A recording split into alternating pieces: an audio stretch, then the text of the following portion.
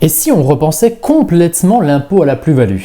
Un amendement a été déposé par rapport aux résidences secondaires. Rappelez-vous, la semaine précédente, nous avons parlé des résidences principales qui seront peut-être fiscalisées à l'impôt sur les plus-values sur les détentions de moins de 5 ans.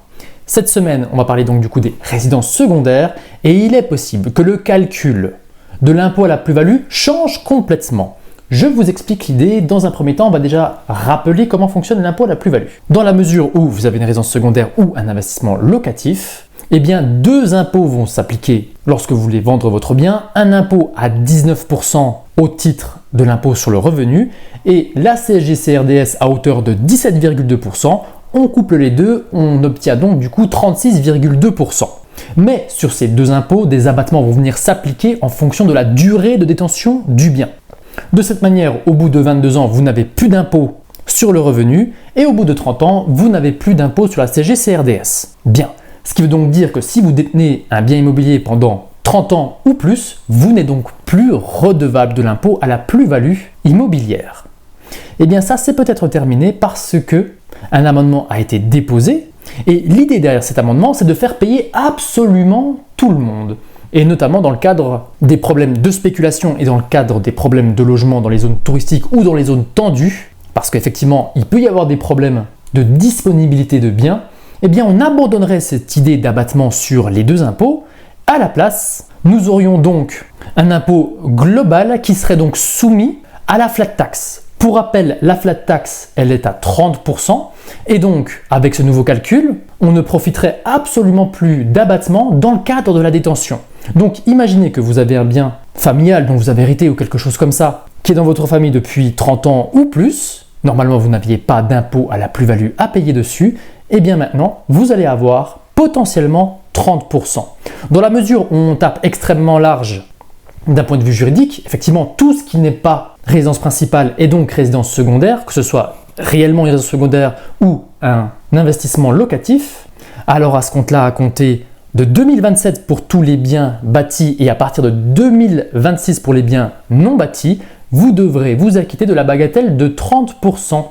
Et ce qu'il y a d'étonnant avec cette loi, c'est que vu que l'impôt à la plus-value tel qu'on le connaît disparaîtrait simplement, eh bien à ce compte-là, souvenez-vous ma vidéo de la semaine dernière par rapport à la résidence principale, dans la mesure où vous faites une culbute en immobilier sur votre résidence principale et que vous ne pouvez pas justifier le pourquoi du comment vous l'avez fait, à ce compte-là, vous deviez normalement payer 36,2%.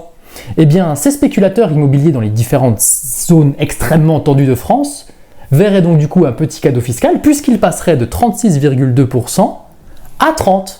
Donc on voit bien que nos députés ne savent vraiment pas ce qu'ils font. Parce qu'en faisant ça, en réalité, effectivement, ils vont peut-être punir les personnes qui ont détenu des biens pendant trop longtemps, peut-être, mais de l'autre côté, ils vont quand même permettre aux fameux horribles spéculateurs d'avoir une petite ristourne fiscale du fait de la flat tax. Flat tax qui, au passage, pourrait augmenter de 30 à 33%.